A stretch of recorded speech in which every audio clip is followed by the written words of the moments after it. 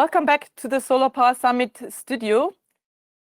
Thanks for joining us for our last session of today, our third edition of the SolarPower Europe Startup Awards.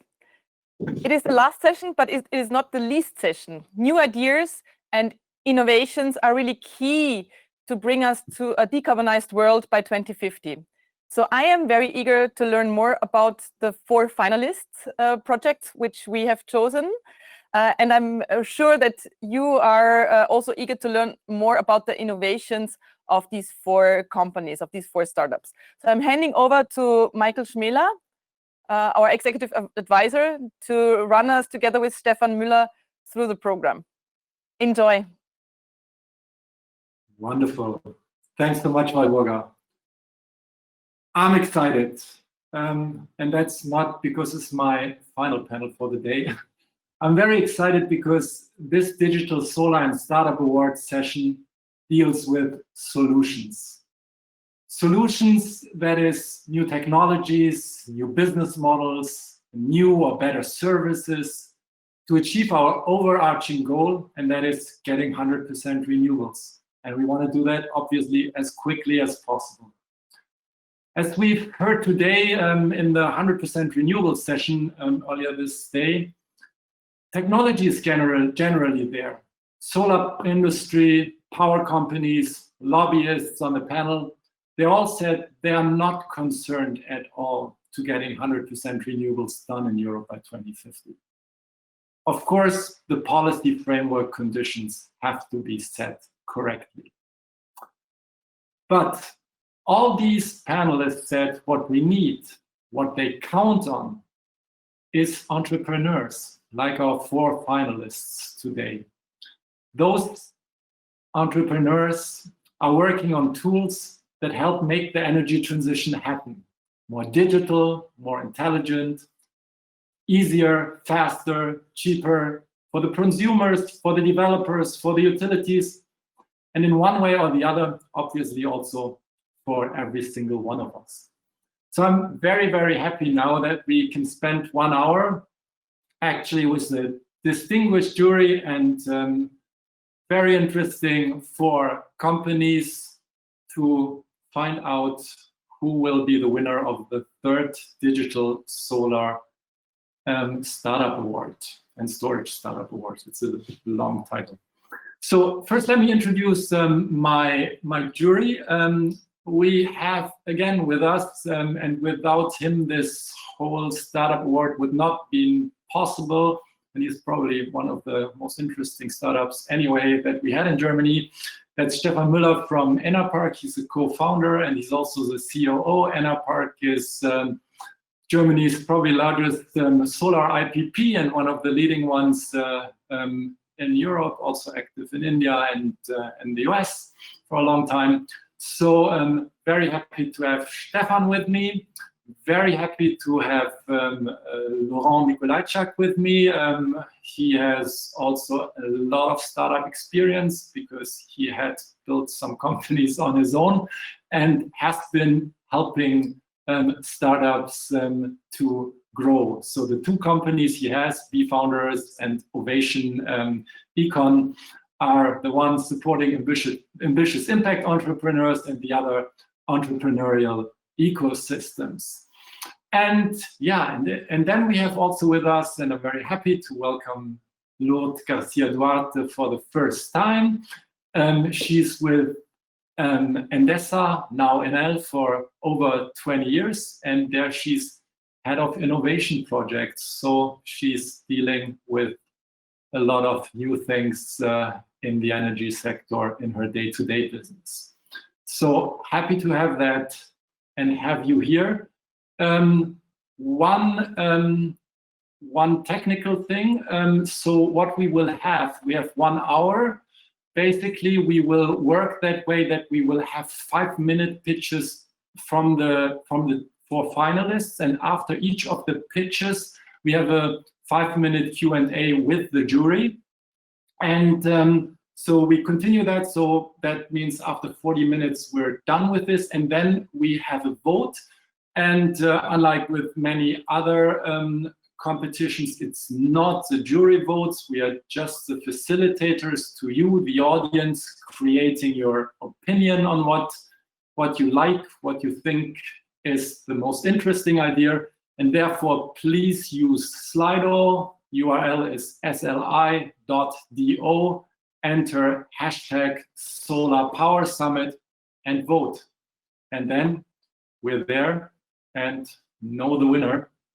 Then the winner will get actually 3 things.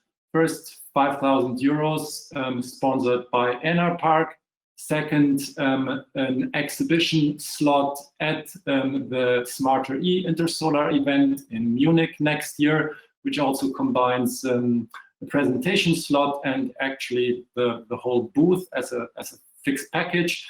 And on top, you get also some coaching through Laurent for your further financing rounds. So, Stefan, maybe you briefly. Yeah, Michael, thanks a lot for the good introduction and also being here. I mean, everything has changed in the world. Last year we celebrated the last winner directly in Brussels, had a good drink afterwards. So now we do it here in this style, but in generally, I'm always happy to be part of it. You just mentioned it correctly. I mean, we are. I mean, I think we cannot call ourselves anymore as a startup. We are 11 years old. We are one of the I think in the top 10 in the world. But what I've seen in the last 25 years since I'm in the PV industry, we live in such a dynamic world. And we always have to be open. We always have to look left and right. And only if we do this, if we are open for new ideas, if we listen to different people, and if we have this entrepreneurial style in Europe and all around the world, only then we can achieve this energy transition. This is very clear. On the other hand, we live in this super dynamic world, and we've seen so many changes in the last 20 years or even longer. And to be honest, I mean, I'm in the business now really long time, and I never thought about that we are there where we are right now. And this is really, I would say, a great thing. And we received, Michael, a lot of startup ideas, and I think it took a while for us to find out with the jury which one is now in the top 4 or in the top 5 list. So we had a very intensive discussion, but we looked also into these new segments. And I think this combination of the 4 players now here gives us also a bit the information about how we think and why we believe that one of them should deserve this award. On one hand, we have everything which is related to operational maintenance, to analytics, to analyze PV plants and to control PV plants, because we are getting more and more PV now installations in Europe, and we have to manage this carefully. On the other hand, we've seen also that we want to make photovoltaic, I would say, touchable and tangible. And this is the reason why we look to EET as an Austrian company who tried to bring photovoltaic a bit closer to the public so that everyone can be part of it. I think the next big thing is everything regarding storage. We're all aware about it. And we all don't know who wins the race now. And let's see what Elestor will present us there. And on the other hand, we have to be creative, especially when we speak about community solar, when we speak about houses with a lot of people inside, so that we have also an idea how we can combine photovoltaic, how we can make green energy used for everyone. Yeah, and again, I think, Michael, again, thanks again to give me also this word, and I'm really looking forward to the presentation. Yeah, and hopefully in the next year we can invite the winner and can make a drink afterwards, because this is what I really miss at the moment. Okay, so at least yeah, so this session is according to the name, it's really a digital event, and that's what the award is about. So maybe let's start with the first company, and we have with us Elestor, which is a Dutch company, and it's represented by its CEO Guido Dalessi, and Guido will speak and let us know what Elestor is doing. The floor is yours, Guido.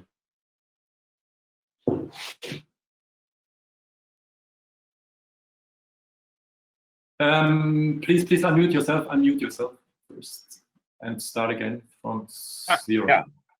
Thank you very much for the opportunity granted to introduce our technology. I'm Guido Dalessi, CEO of Elestor, and Elestor stands for electricity storage. And what we are aiming with this technology is to reach a storage technology with an extremely low cost level.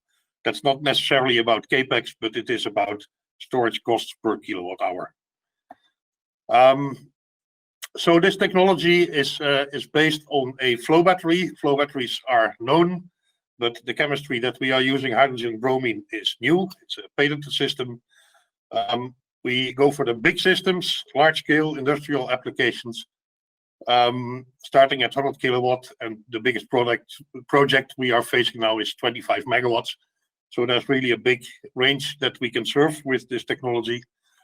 Really highly scalable because it's a modular design, and typical applications are in the PV fields, wind turbines, actually everywhere where a huge amount of energy is generated.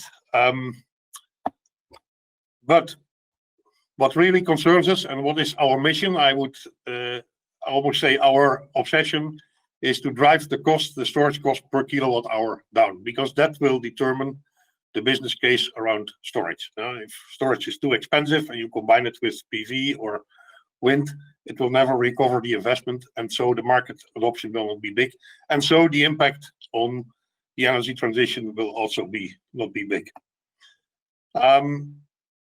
I won't go in the technology. 5 minutes is too short for that. For those who are aware of electrolyzers and fuel cell, they might recognize that in this system we actually combined the electrolyzer and fuel cell technology in one membrane stack.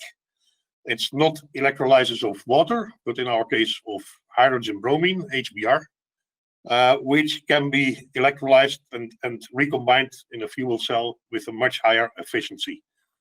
The message here is that with flow batteries, power and capacity, so the megawatts and the megawatt hours, are not coupled, as is the case with traditional batteries. So you can choose the megawatt, the power, and the megawatt hour as you like for your particular application. And that fits really well with the changing world. Today we still have fossil power plants always supporting us. We are actually never short, but always have a surplus of energy.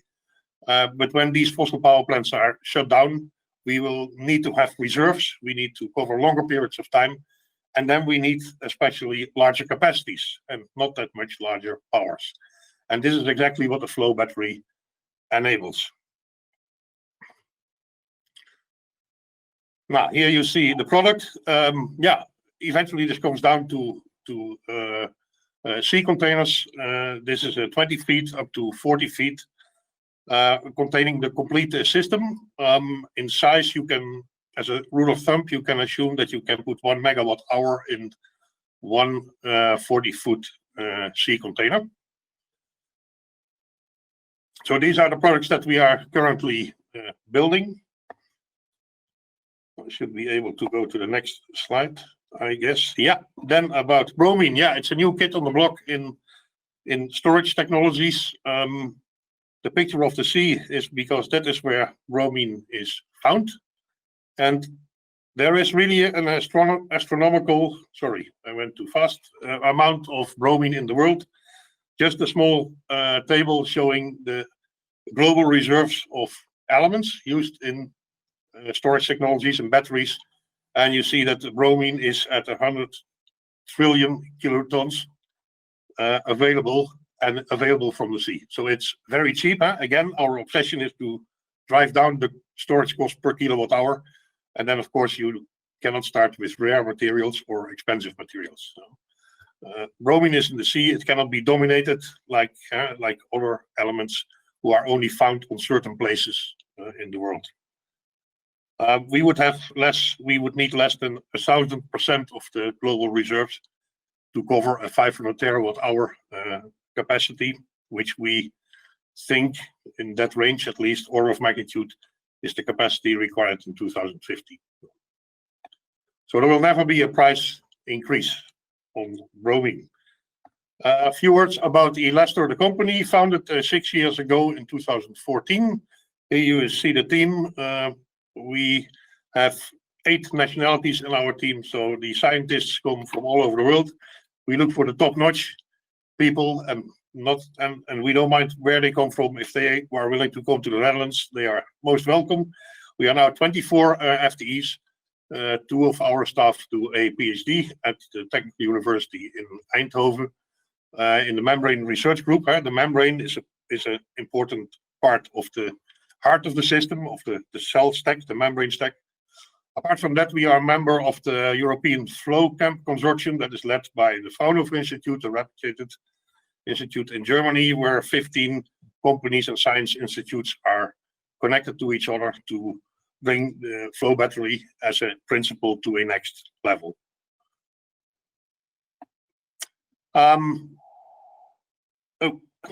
Sometimes it goes too fast. Ecosystem won't go through this. Maybe nice to see on the left side, you see Shell Global Systems. We just started a cooperation with Shell, University Delft, and a few other European universities to develop the next generation. So that will be released in 5-6 years. And this is based on a flow battery that does not contain membranes anymore. So that makes, again, everything more simple and much cheaper.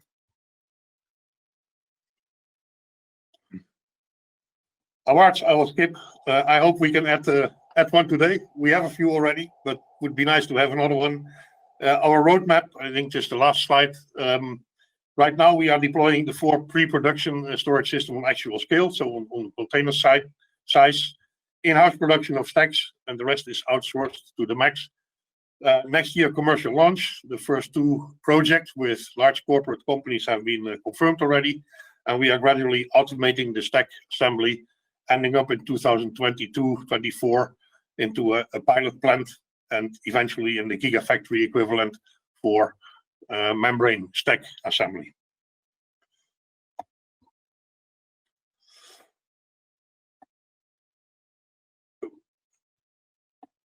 Sometimes react. Yeah, that was my pitch. I think I was within the 5 minutes. Thank you very much for your attention and for being given the opportunity. Thank you. Okay, wonderful. Thanks, Guido. Very interesting. So maybe let's start with the questions. One slide back, maybe. IT, maybe one slide back, we say. Okay, let's stay maybe there. And then let's start with a question. Who wants to start? Laurent, maybe you want to start? Get into the picture again and... Yeah. Hello. Thanks for the presentation, Guido. My pleasure.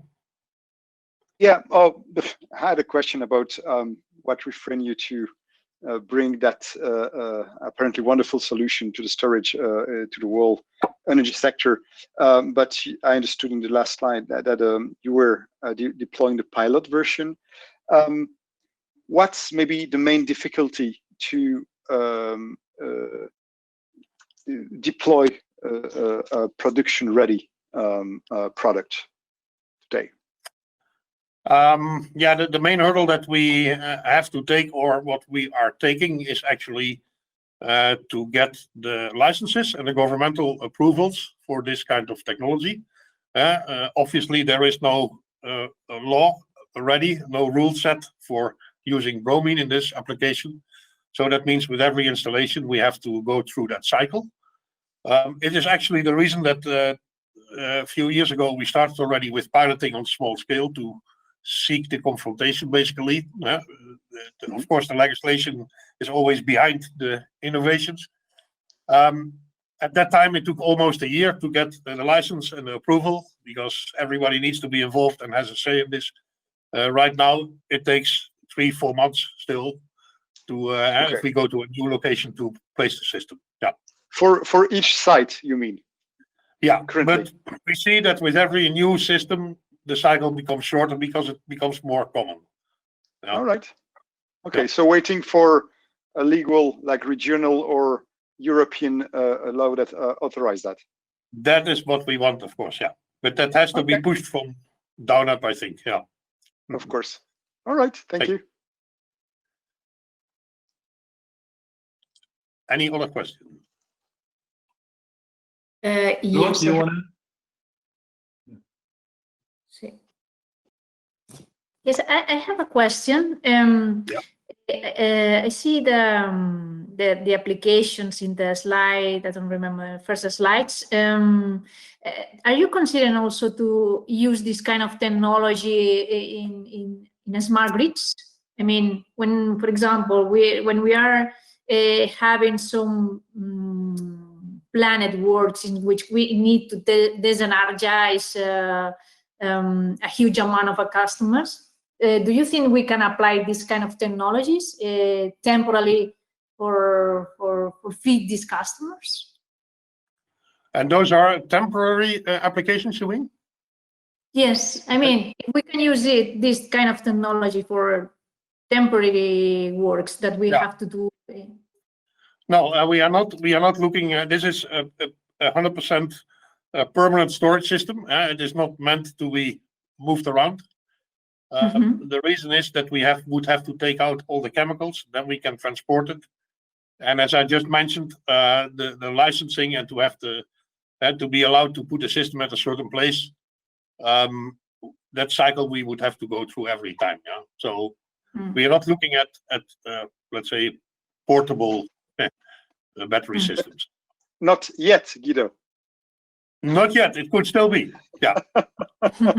All right. It's not the let's say the most obvious application for us. Okay, It could be. understood. All right, thank you. Thank you. Guido, I would like to have a question. I think I'm always interested on the people behind, so who are inventing this new idea. So can you tell us a bit about your history, one sentence only, and the team size and how you organized yourself to be there where you are? The company was founded by Wiebke Kout. He has 20 years experience in electrochemical systems. When I met him, he was alone with students. That's 5-6 years ago. I joined him. I'm also one of the investors. I'm a physicist from background. So I know a bit of everything, but I'm no expert on anything. But still, I could follow what he is doing. So I joined him 5.5 years ago. And from there, we started to grow the business. No. And what is the size of the team right now? 24 FTE. Okay, good. Yeah. Thanks. Okay, I'd be interested to learn a little bit more about your technology. So you showed actually also lithium ion and vanadium redox, so direct, peer, and indirect. So when you look at the round trip efficiency, and you have to include here also the hydrogen compression losses. So if you compare that to vanadium redox and actually also to lithium ion, where do you stand? In terms of efficiency, I think we are below lithium ion and above vanadium. A round trip efficiency of 80+% is possible. But that is actually not our focus. Our focus is the storage cost per kilowatt hour. And there you also have to include the capex, the efficiency, and the lifetime. If you consider all these factors together, then you come to a much lower storage cost per kilowatt hour. That's a factor of 2 to 3 lower than lithium. How is that? If you look at capex and opex both for your technology in comparison to lithium ion, where we also see, of course, which not only being used for small systems, but Tesla is using that also for big storage systems, which would compete with you. Yeah. So where do we see you? In terms of capex, so actually this is a bit difficult for a flow battery because you would have to define the power and the capacity. While with conventional batteries, you have a price in euros per kilowatt hour. That is more simple since power and capacity are connected anyway. So in our case, the cheap part is the capacity, the expensive part is the power.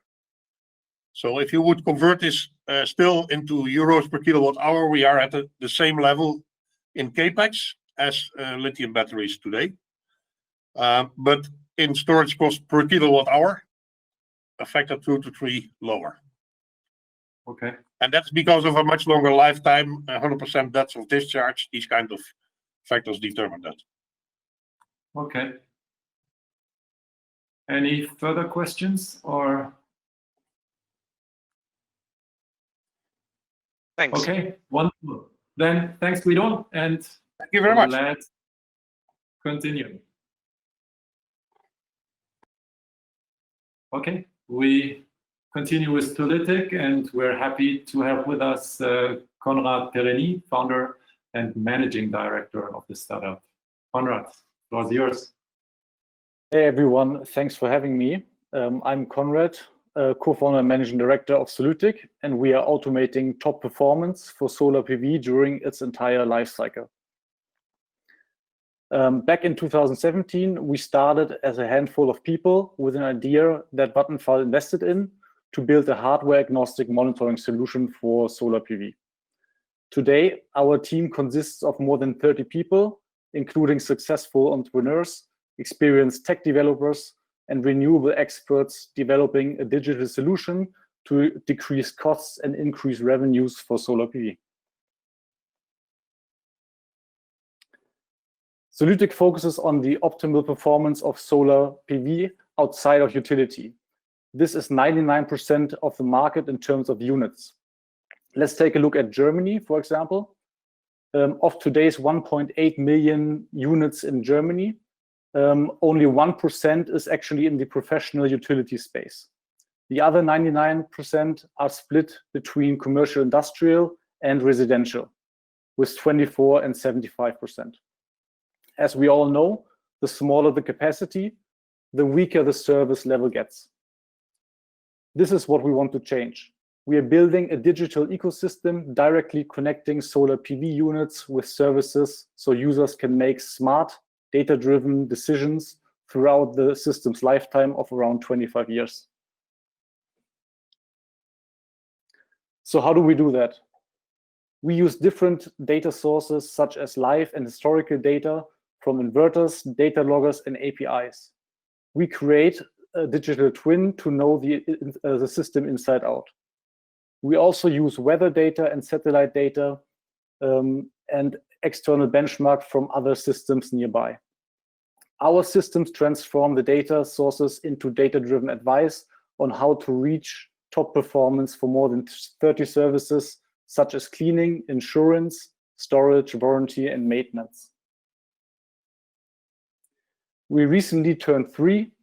Back in September 2017, Vattenfall invested in our idea of a hardware-independent monitoring solution, which we built to an MVP level in 2018. Last year, we began our sales activities and reached 100,000 connected PV units. In the beginning of this year, just before Corona hit us, we raised Series A with Vattenfall, EWE, and a couple of business angels to build our open marketplace for service providers. Today, we have more than 50 providers on our marketplace in Germany, covering all main residential needs. Next year, we want to further focus on data intelligence to enable AI-based analytics for all our customers. Afterwards, we want to scale our business to 1 million connected units to become the leading hardware-agnostic software solution worldwide.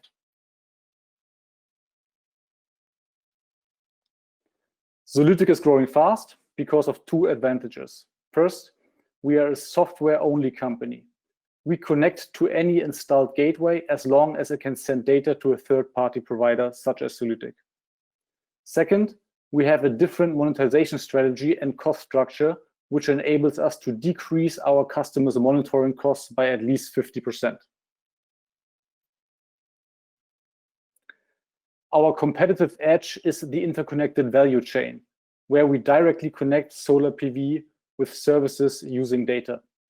Users therefore receive a data-driven path to reach top performance, meaning they receive a notification whenever it's the right time for specific action.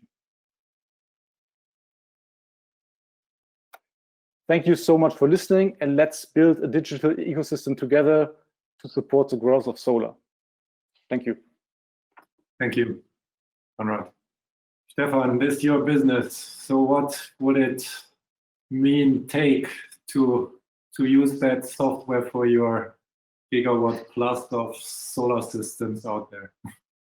Yeah, I think the sky is the limit. No? I think it's clear, and if we see now all the initiatives of the Green Deal, also supported by SolarPower Europe, I see that especially the medium markets segment, I call it C&I market, commercial industrial, will be the top growing market, which we see all around Europe. No? So I think this is for sure the main driver.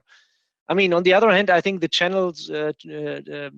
The challenge will be that a lot of systems, also like others, are working. So in generally, you don't change a running horse, let's say. And this is a bit my question to you is, so what is the way to the customer, how you want to convince customers to change their system? And the next question is also what the customer has to do. Is it only a software, a virtual system, or is there any direct linkage to a specific data logger which you have to provide?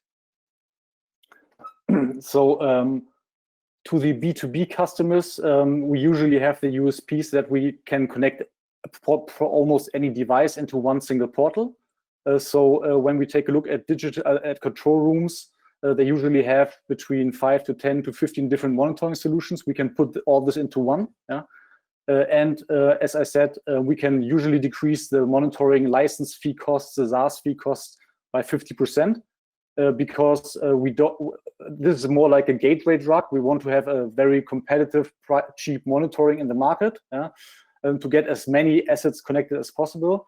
And on top of that, we have a transaction business on our marketplace. So that's why we have a competitive price to our customers. So that's working quite well in terms of growth. Once customers want to switch to Solytic, all they have to do is send us a string plan so we can build the digital twin out of it, and make sure that we receive data. So it really depends on the hardware installed at site, or at the system. So usually you can do it from the office. You can just say, instead of pushing the data to a provider A, now you do it to Solytic. Yeah? It really depends on the hardware. Sometimes you have to go on site, but most of the time you can do it off site. One question more is related to, I mean, even we are now in the market since more than 10 years. We have still inverter systems which are generally a bit older, which have no string monitoring, for example. So is there any way how we can integrate this and to make it intelligent comparison between the inverters to analyze where the string failures are, or is there any concept behind? Well, it always depends what kind of data we get. Yeah? So if it's really, really old hardware, sometimes it's tricky because the quality of the data is bad. So then we cannot do our analytics on top. Yeah? But once we receive good data, we can do good analytics. So it's really the old saying, shit in, shit out. Yeah? If we okay. receive really bad stuff. Yeah? Good, thanks. Yeah. Yeah, thank you, Konrad. So basically, you're technology agnostic. You reduce the price drastically. You bring together several monitoring solution into one place. And I understand from that you have very ambitious objectives, like times 10 in 3 years, if I remember well. What would you say is the biggest your biggest difficulty to reach that objective? So we have a modular solution, which means we have a monitoring at the beginning, so people can connect their assets to our monitoring. Then we have an analytics part on top of this, and then the marketplace. So our strategy to reach 1 million assets is not that every single plan has to be connected to our own monitoring, but we can integrate our data-driven marketplace into other monitorings. We all know the big monitoring players out there, SMA, also Energy, and so on. So yeah, it's sometimes a little bit tricky when you compete on the monitoring level with these companies. At the same time, you want to sell them the data-driven marketplace, where you can, or where we open up a new revenue stream on top of their monitoring, because we sell data-driven services such as cleaning and so on. So this is usually the biggest problem when you compete with somebody that should be your friend as well. So if I understand well, you will try to get just enough monitoring customers to be on the market, to be a big player, so that you have the data to put in the marketplace space and open the marketplace to other monitoring solutions. So a difficulty is to find the right balance into pushing and to. All right. Mm-hmm. Yeah, exactly. Thank you. Very interesting, and it's a good challenge. Good. I have another question. I mean, Konrad, just looking into it. So I understood now that you don't need a new data logger or something. So you really jump onto this data information flow system, interface system, which is already there. Do you have any challenges in getting the right protocol information, or is it at the moment already standardized? No, I think today we have more than 150 protocols working for our system. But again, it really depends on where we actually get the data from. So let me just give one example. Costal, the inverter manufacturer, outsourced the entire monitoring to Solytic. So every Costal inverter is running on Solytic's monitoring at this point. So we are in the gateway software. Yeah? This is the optimal case for us. Yeah? Then afterwards you can connect some kind of data logger. So the data logger usually gets the data from the inverter. So we do it on a second level. Yeah. The third level would be some kind of API, and it really depends on the closer we get to the PV panel. Usually, the better the data is. When we take a look at the API at the end, usually you only get 10%, 15, 20% of the original data from the PV plant. So obviously, it's our interest that we get as close as possible to the PV panels. Just once again, so I think with margins on hardware getting less and less, it's obvious, of course, that everyone who's into products will try to sell services more and more, especially with devices getting more intelligent. So how do you make sure in the long run that the inverter makers in particular, we know how cheap inverters are today, and actually what you get for them actually more and more continuously. So how do you make sure in the long run actually that you're not being sidelined or your business is simply kept by them? Well, it's our goal to not make the customer switch towards Solytic. It is actually our goal to work with the monitoring company that is supplying the hard and software. Yeah. So obviously, on a B2B level, customers like our product because we decrease costs instantly. But we want to get even closer to or inside the inverter. This is actually what we are looking for. Yeah. So we want to partner up with all the inverter companies out there, and we have done that with Costal. We took over the monitoring portal from SolarWorld. We have Steker, Weiland, a couple of white labels where we make sure that we are really almost inside the hardware. So this is our trick that we don't lose traction. And your focus is at the moment on Europe, or where? So we are 3 years old. Probably 70-75% of our assets are within the DACH region, so Germany, Austria, and Switzerland. But we have PV plants in more than 60 countries worldwide. Because as long as you have some kind of internet connection and we have the string plan, we are good to go with our monitoring solution. So yes, we focus on Central Europe for now, but we have plans. Okay. Any further questions? Okay, then thanks, Konrad. Thank you so much. Thank you. And let's move on. Okay. EET, Energy Efficient Technology, GmbH, is being represented by Janse. Hello. Floor is yours. Thanks. Good afternoon to everyone. I am very pleased to present to you our solar innovation soulmate. Soulmate is a, oh, sorry, I think the slides don't work. I think you have to double click and then you are in control. Use your mouse. Ah, here. And only Perfect. once, so it takes some time. Perfect. Soulmate is a photovoltaic and storage solution primarily designed for the modern urban citizen who doesn't own his own roof, but rather has a balcony at his or at her disposal for solar power production. Soulmate is the first plug-in energy storage for self-installation. The system consists of 5 light-weighted and semi-flexible photovoltaic panels, which are simply put over your balcony railing and then connected to one another. That means the first one is connected to the second one to the third one, and so on. And the last one is then connected to the storage device, which in terms is then simply plugged into an electricity socket in your wall. Hence, the solar power flows from the panels via your storage device directly into your household. Therefore, you have 4 USPs. The first one, simple installation. As I already mentioned, it's the first energy storage for self-installation, meaning you don't need the help of any technician or any fitter.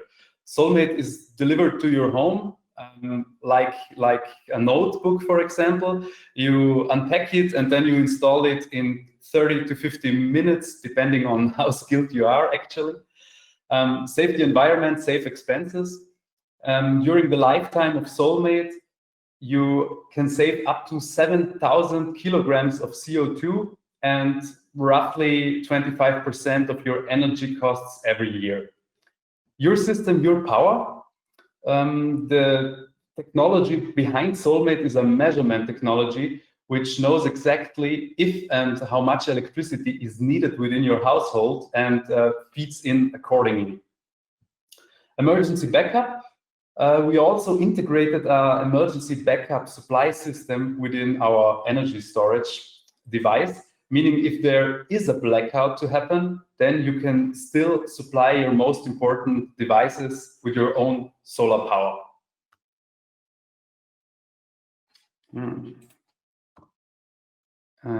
Perfect. The innovation core of Soulmate, as I already mentioned briefly, is our measurement technology. We call it net detection. We have a patent all over the EU for net detection. What net detection does is it emits a very small and high frequent electrical signal into your household net and measures the resulting voltage.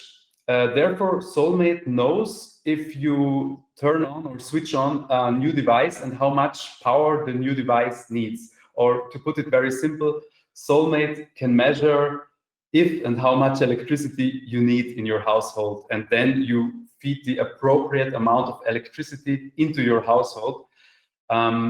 So meaning if you need, for example, 200 watts, Soulmate feeds 200 watts. And if you do not need any electricity at the moment, then the battery is charged. When we developed the system, we took a look at major trends and tried to live up to them. The most important ones would be design, quality, independence, ease of use, and urbanization. Since 80% of people today are living in cities and the tendency is getting bigger, we wanted to make a system which can be used by each and everyone, especially urban citizens. Here you can see our timeline. EET is quite a young startup. We were founded 3 years ago, and after a lot of research and development, we manufactured 3 prototypes. With the learnings we made from those 3 prototypes, we then crafted our first series of 30 Soulmates, and with those we made quite a broad field test with 30 customers, real customers, And yeah, at the end of 2018, we did a quite successful crowdfunding campaign where we reached our funding goal in under 5 hours. And yeah, afterwards we started assembling, and in early 2020, right before Corona, we started delivering. And now we are expanding all over the DACH region, and in next year, in 2021, we will expand to Portugal and Spain. Those would be our next steps. As I mentioned, EET was founded 3 years ago by 3 people. Those people are Stefan, Christoph, and Florian, and we grew quite fast. As of now, we are 20 people, and I now am realizing that we need a new photo shooting because we don't have all our new team members here. In the last few years, we gained a lot of partners, mostly in the DACH region, which are helping us to bring Soulmate to the customer. We are very thankful for the support of our 2 investors. I think one of the 2, Klaus Ponius, is quite well known in the business. He's holding 10% of our company and is always supporting us with knowledge and good advice. Yeah, we were very lucky to win also quite a few awards, mostly for innovation, marketing, and design. And because of those awards and our efforts in the field of marketing, we achieved quite a big media coverage here in Austria, and yeah, which gives us quite a positive tailwind for the month and years to come. My name is Ian. We are EET, and we bring sun into your home. Thank you very much. Thanks, Jan. Very cool. Thanks. Yeah, really interesting, Michael. I think it reminds us a bit as the first guerrilla photovoltaic system, which was built 25 years ago, but not so stylish. And I think this is generally what I like. So I think the name is cool, the brand name is cool, the style is cool. But I mean, the main question is probably, do you think that you are European ready? I mean, we know that a lot of companies and a lot of initiatives, they will die because of the regulations which we have in these countries. Or are you try to bypass this a bit? No, actually, we don't need to bypass it a bit, because we are, with our system, we are always under the 800 watts regulation. Soulmate, at the moment, Soulmate feeds up to 500 watts into your household, meaning we have still a space, a safety zone. Yeah, that means in every European country you can actually access the grid like this? Sorry, again? In every European country you can access the grid like this? No, not in every European country, but for example, it is possible in Austria, in Germany, in Switzerland, in Spain, in Portugal, in the Netherlands, and also in Italy. I think yesterday or the day before, I think yesterday, Italy announced that it is now possible to feed up to 800 watts, because until now you only could feed 350 watts. And they made a very simple ease of use regulation to declare the system at your energy provider. So there are quite a few countries, and the rest of the countries, I am sure, will turn around in no time. So yeah, we are ready, and we don't have to bypass anything. You just mentioned also that there is a small storage unit. What is the kilowatt hours integrated into the system? The size? Yeah, the capacity is 1 kilowatt hour exactly. Okay, good.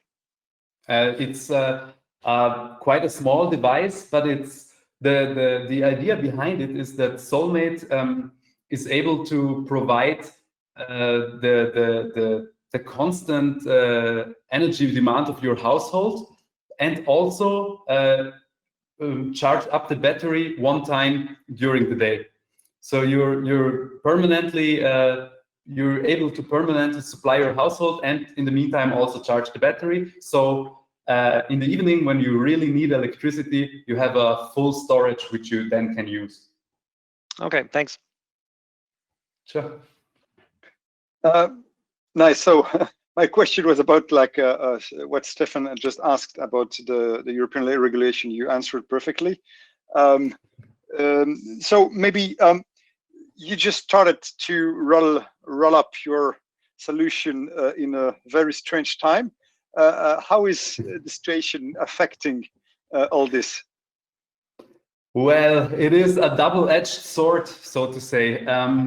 We started delivering our systems in January this year, and lucky you. then, yes, and then Corona hit us, and the first hit was quite a positive hit. It was really good for us, even if it's weird to say, but the situation created a lot of anxiety in the society. So people really like to have an emergency backup system to be more independent. And this was actually great for us. Our sailing numbers, they went up 5 times as high as they were before. So we were sold out in like 4.5 weeks, completely sold out for the year. That was the good part. The bad part is that most of our manufacturing partners then they did not shut down, but I actually do not know the term in English, but they have like reduced labor, so they are working a lot less. And we as EET, we are quite a small company, so they are they give priority to bigger companies with bigger with bigger deals, so we have to wait. But fortunately, now the wait is over and we can start delivering again in about 3 weeks. And also, I would really like to mention, we moved. We have a new headquarter here in Graz, in Austria, and now we took back a lot of the manufacturing process back into our company, and we are building our own manufacturing street. I hope that's the right word, but I think not. We understood. Thank you very much. Okay. Thank you, Jan. Nice product. Thank you very much. And good luck with it. Thanks. Okay, yeah, so I find it also really cool. So I directly went to your website, and I was just thinking about something to buy for the apartment of my dad. But then I looked at, so first I also saw that you're sold out, actually, so that means in 2021 the next systems would be available. And second, actually, when I looked at the price, I started thinking again. Paying almost 3,000 euros for a 500 watt system with 1 kilowatt hour storage is quite the proud price, I have to admit. So how do you see actually your value proposition at that price level? I know it's stylish, it looks cool, it's a little bit Sonnen, Tesla, Apple in this direction, at least that looks to me like where you're heading. But yeah, I think the margin must be actually nice, but nevertheless, so do you think that's doable actually in the market, and that price is acceptable with masses of consumers? Yeah, for sure. We did not receive much negative feedback about the price. Most of the customers have no problem with it at all, and the price is actually production driven, meaning at the moment we have a very small number of soulmates we produce each series or each year. Actually, our investor Klaus Fronius told us, guys, you're very young at the moment, and if you develop a new product, you will have some technical issues at first, some child sicknesses, and therefore you should keep your number very small. So we make 500 systems, or we made 500 systems this year, and we try to scale up to 1,500 systems next year. And because the number is so small, the production cost for every unit, for each unit, is quite high. We hope we can be less expensive very soon, but at the moment it is necessary. But it is actually very well received. I think mostly because of the design, because of the quality, and because of the extra features. We have, for example, our emergency backup supply, which also most of the bigger systems do not have. So in Austria there are actually quite a lot of blackouts, and there are getting more, and so our customers are quite keen of that special feature. For example, we underestimated it ourselves at first, but this is quite a strong selling argument. Yeah. Okay, so when I buy the system, this was a premium, then I'm a pioneer. So you might want to actually put a number on that and give a certificate to me. Yeah, maybe we will. Yeah. Any further questions? Yes, I have one question. Well, most of the doubts that I have about the technology were already solved with the other members of the jury. But you said that you are thinking about to focus on markets in Spain and Portugal. Do you have already any let's say a partnership that you can today say the name of their potential? Yes, for sure. We have quite a good contact to the EDP in Portugal, which is also active in Spain, and we have, as of now, I think 3 test and piloting systems with EDP, and yeah, we are now in conversation, so it will start in the next year. Perfect. Thank you. Thanks a lot. Okay, cool. Yeah, so a big utility actually as a sales partner. That's interesting. Okay, nice. Thanks, Jan. Thank you. Okay, last but not least, let's come to the 4th finalist, elblox, and Frédéric Maurer, Head of Sales and Business Development, will give us more background. Frédéric, please. Hello, good afternoon. Thank you very much for letting me presenting elblox at this summit. Right. So, decarbonizing the energy sector is fundamental to reach climate goals. So we know that there are going to be millions of decentralized assets, such as PV panels, batteries, power-to-gas installation, wind parks, or small hydro assets, all part of a big smart grid. We also know that to handle all these assets, one need to push forward the digitalization, because nobody can handle millions of assets by hand or faxing news. In this context, we developed a digital marketplace that connects consumer and producer, or better said, prosumers, directly, so they can exchange energy and money. With this solution, we enable energy communities. Technically speaking, this solution is based on so-called point-to-point connection, so transactions. So we know the energy entered in the grid at one point, the energy that came out of the grid at another point, and knowing the contractual situation between each actor, we settle transaction, we know the energy flow, we know the money flow. And in behind, our system is managing all these things. Tomorrow, with that solution, one could offer physical storage, if you have batteries that will ramp up, or virtual storage by the mean that you enter something in, let's say, the cloud, and somebody else will take it out, and you will take out something of the cloud, and somebody else will pick it in. And later, with that tool, we could also manage the flexibility inside the community to optimize grids by sending, for example, different kinds of price signals to avoid congestion and optimize the grid.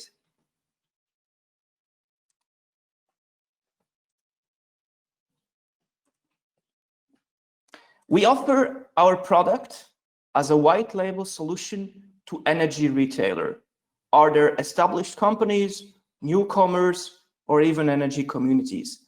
For both segments, retail and corporates or B2B. For each of those products, we got a reference customer. For the peer-to-peer solution, we have NVIM, a big Eastern German retailer, as a partner.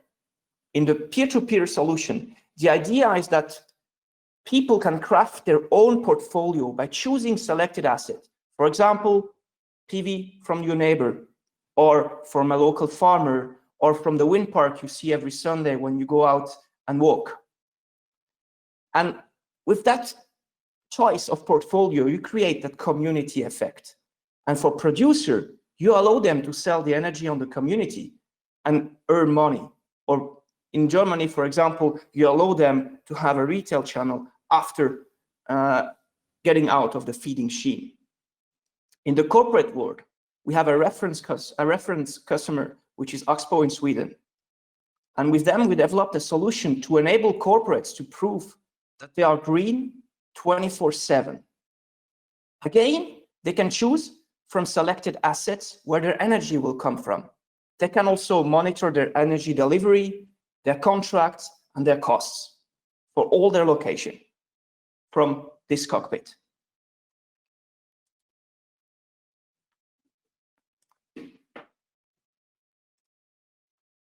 So, to wrap up, I present briefly our company. So we build and operate this energy retailing platform that offers fully digitalized user journey for both B2B and retail segments. We are a small and distributed team located in Switzerland and in Estonia, with now 6 persons in our headquarters in Olten. Our solutions are located in the cloud. We integrate ourselves with the utility backend systems, and we have a patent pending proof of origin that we placed in the blockchain. We are specialized in fast prototyping, product development, and software as a service. elblox, going green, made simple. Thank you.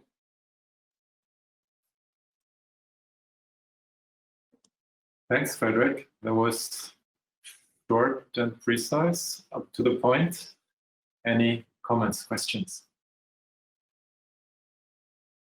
In general, probably, can you give us also a bit your view on if there are other players already in the market to have similar approaches, or are there partners which you want or you will integrate into your business concept?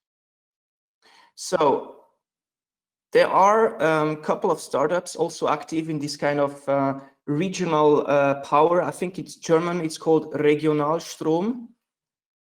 Where mostly they offer kind of pool solutions. So you don't know exactly where your energy is coming from. And as long as I'm correct, I think we have one of the only startup providing this proof of origin up to the asset. Because we think that for citizens, it's important to know exactly where the energy is coming from. And regarding partnerships, so we are more active, let's say, in the energy sell or trading. So mostly from 15 minutes upwards, all what is behind or smaller time frame, like for example, smart houses, we don't touch it. So here we see potential for integration together with hardware partners for smart houses. We see also a possibility for partnerships with with Elestor for the batteries. We see a partnership with PV, this monitoring solution for PV panels, because in a second step, we will need to kind of command the PV power, but that's in the future. Today, the goal is firstly to create that community, to bring the people together, and then we will see what we can do with all their assets. Okay, thanks. Thank you, Frédéric. your challenge is to create a community, so you need a volume of people and sources. Where are you on this journey currently? So we wanted to launch last summer the first community with NVIM last summer, but we couldn't launch it because smart meter were not released in Germany by this time. We had to wait beginning of 2020.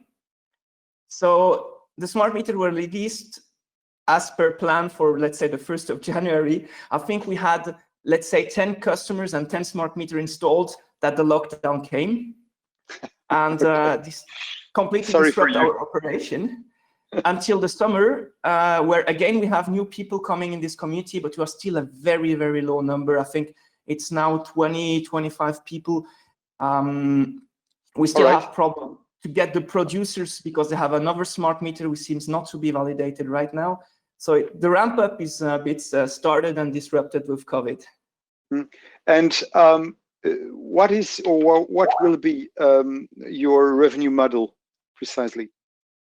So precisely, we have a fixed fee to cover, let's say, the running cost of the platform. Then we have a variable fee depending on the number of meter points. We don't want to take anything regarding the traded amount of energy because the goal of this community is to have trades inside. So the idea is to keep the entry holder quite low by just asking fixed fee, and then you have nothing depending on the trades. Okay, thank you.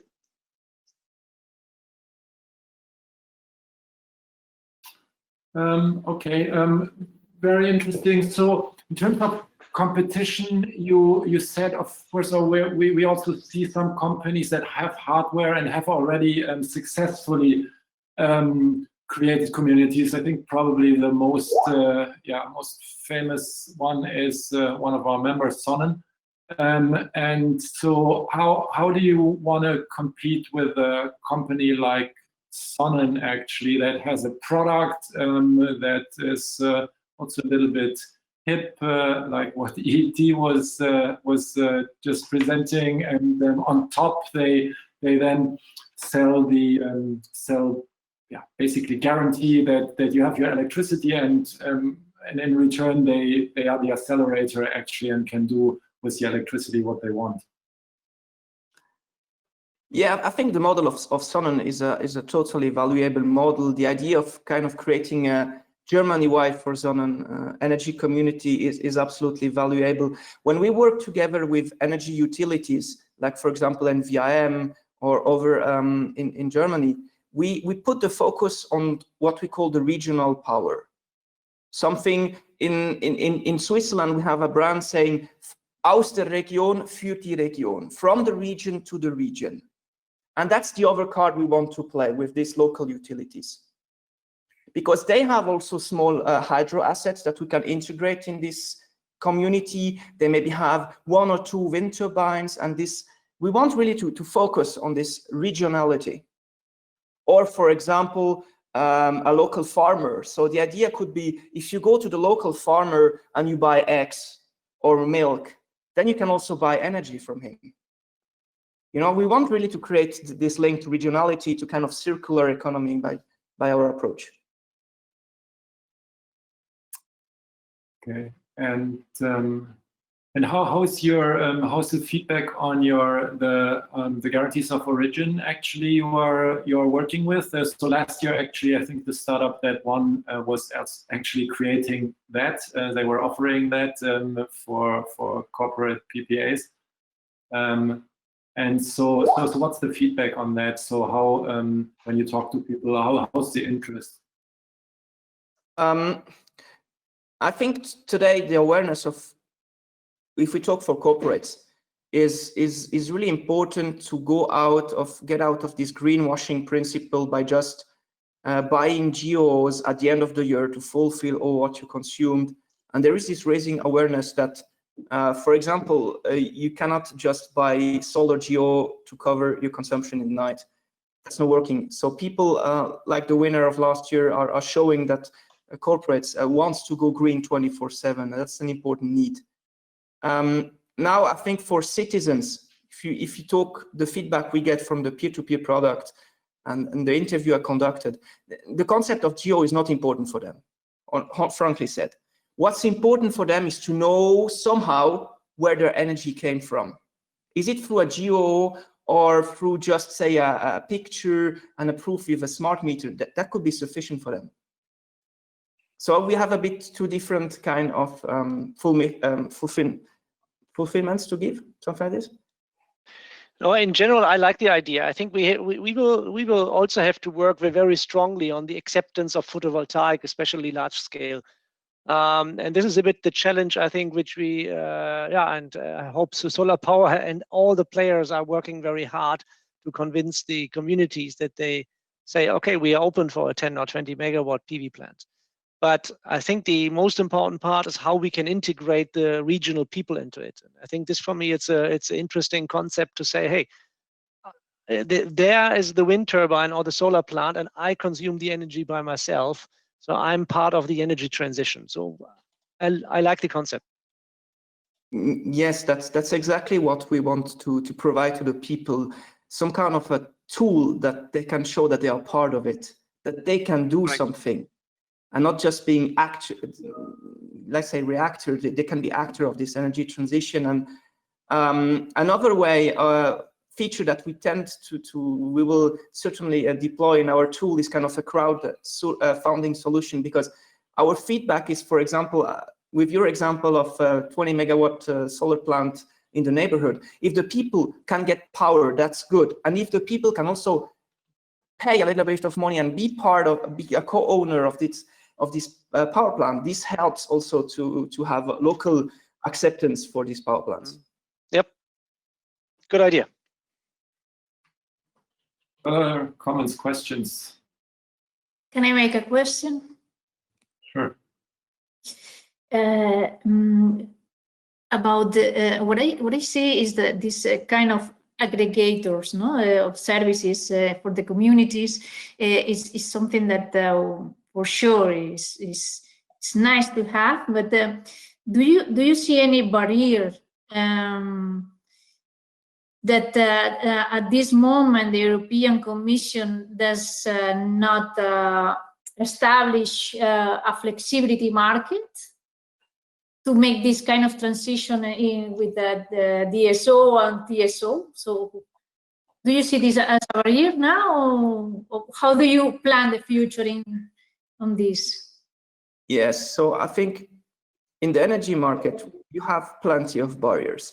For example, every country has its own code to transmit smart meter data.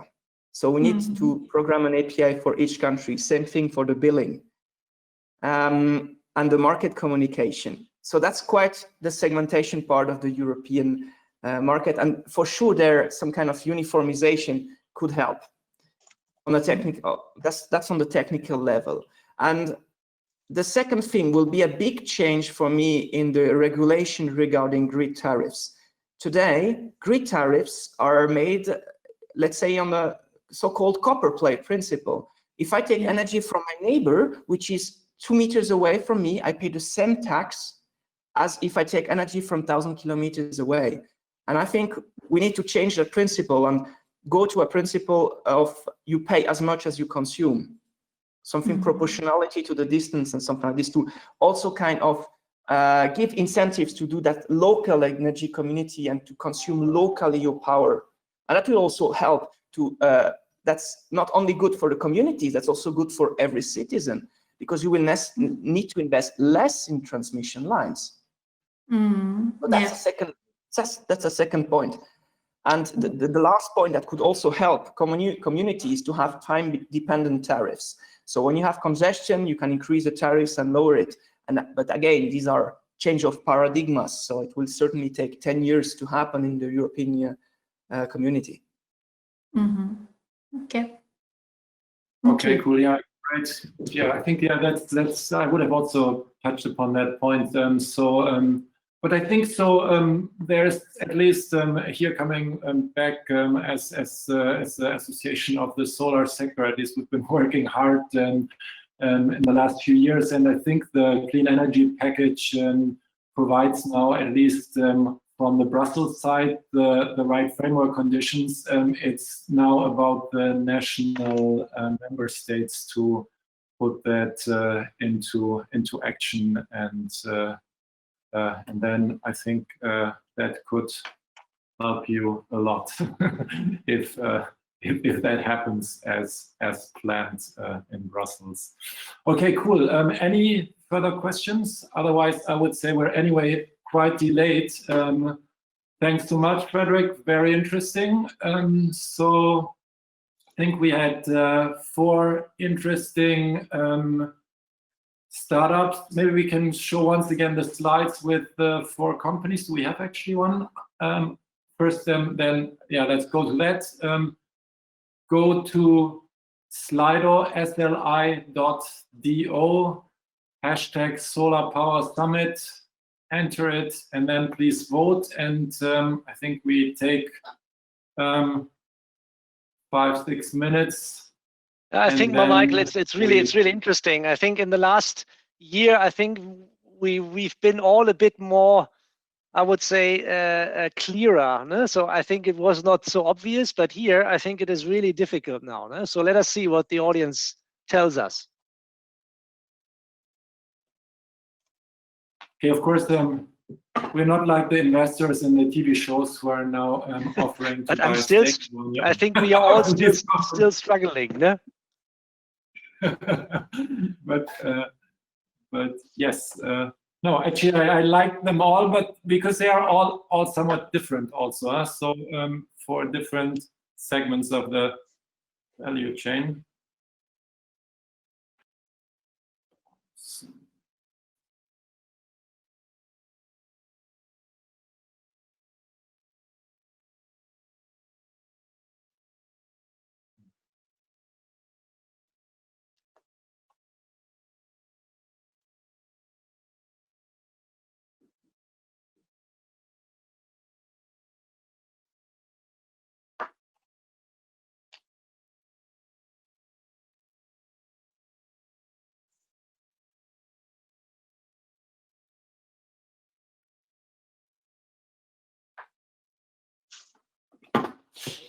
Okay, done. Yeah, so very difficult, but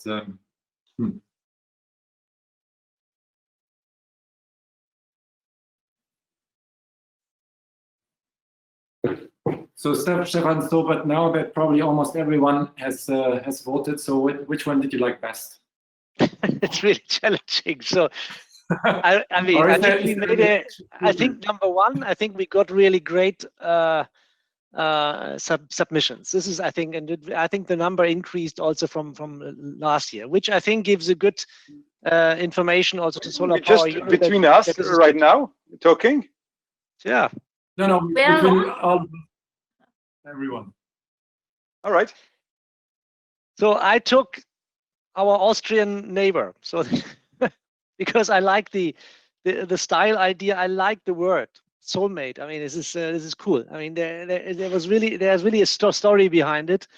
Even if, as you correctly mentioned, the price is very tough. But come on, you buy also this funny iPhone for €1,000 or something because you feel it's good. So I like it. Okay, Laurent, do you want to share? Oh yeah. I'm definitely into. I'm not in my field here in the energy sector. I'm more on the entrepreneurial side. So ET got me quite well.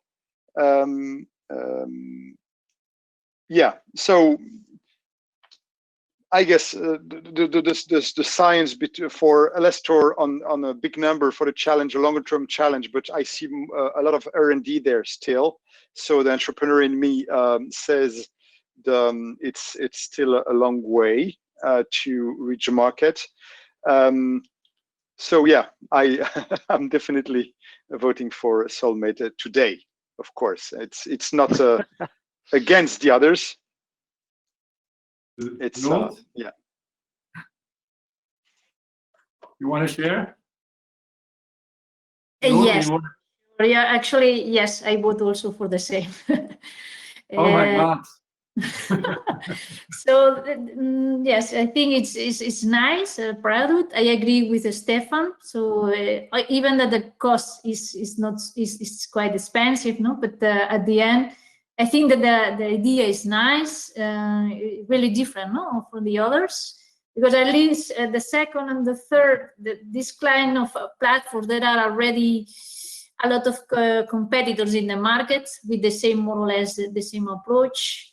The first one, I think the technology is not ready for the market and it seems a bit heavy, no?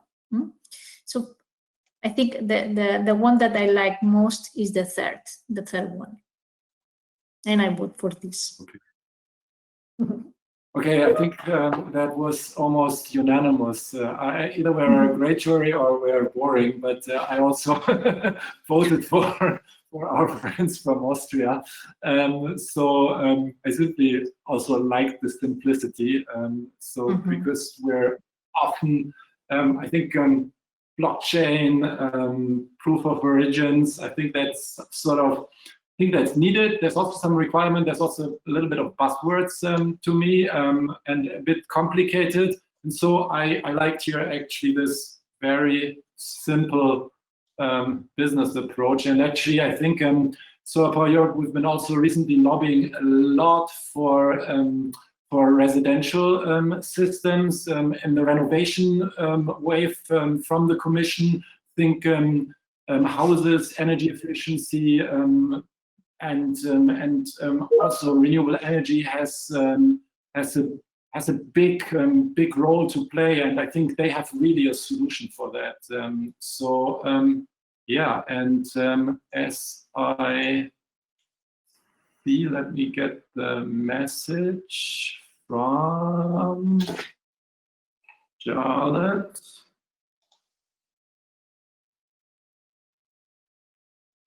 And the winner is, wow, EG. Congratulations. I think the vote was big. So first, congratulations.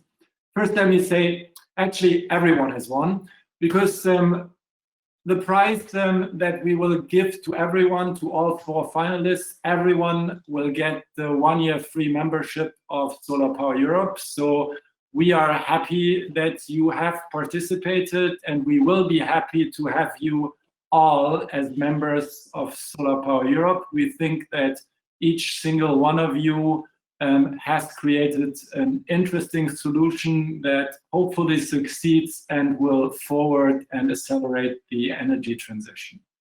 And on top we have then the winner is EET. Actually, I even bought a bottle of champagne and a glass, and I will drink it by yourself and have a nice evening. The conference is over, but if you want to join me virtually, congratulations once again. Thanks to everyone for participating. Congratulations and applause. Thanks. Congratulations. Thank you very much. Thank you. I am very sad that the bottle of champagne is in your office, not in mine. Okay, wonderful then. Thanks to everyone once again, and stay with us. The SolarPower Summit continues tomorrow. I don't know if Walburga wants to give some final words, Walburga, or if it is me to close the day. So just in case I close it again, thanks, and join us back tomorrow, and looking forward for the rest of the week. Have a nice evening, everybody, and bye-bye. Thank Ciao. you. Bye-bye. Thank you. Grazie. Bye. Thank Have a you. great evening. Bye. Very happy to welcome you again tomorrow on our second day of the SolarPower Summit. We will look into very interesting topics also tomorrow: industrial strategy, financing, and innovative business models. We will have sustainability on our agenda, and also agri-PV. So please tune in again tomorrow, and Aurélie Beauvais will be your host tomorrow. and we'll welcome you for the second day. Please also mark your agenda for our 35th anniversary on Thursday at 2 o'clock, where we will reveal a couple of nice things. Have a very nice evening and see you back tomorrow.